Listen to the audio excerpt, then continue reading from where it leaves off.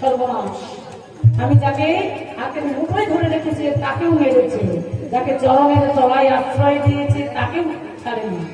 তাহলে এই যদি যুদ্ধে যায়, অধর্মের হবে জয়, ধর্মের হবে পরাজয়।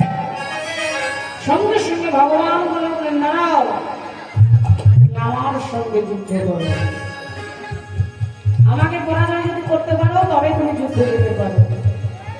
আর কথা গোপন করেছেন, সঙ্গে সঙ্গে বড়বড়িকের নয়নের জল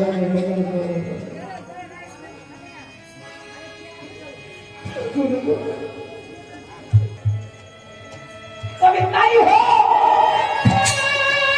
বড়বড়িক যখন দাঁড়িয়েছে, ভগবান সুদর্শন চক্র দিয়ে বড়বড়িকের মাথা থেকে ধরটা আলাদা করে দিয়েছে।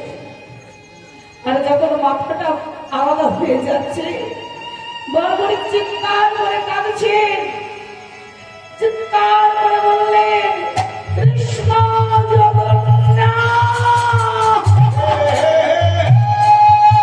পরের জন্মে আমি তোমার কাছে বড় কথা করব,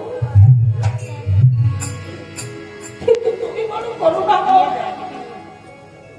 তুমি পরের জন্মের জন্য আমাকে এক থাকতে দিলে না, সময় অপেক্ষা করালে না, এর জন্যই তুমি আমাকে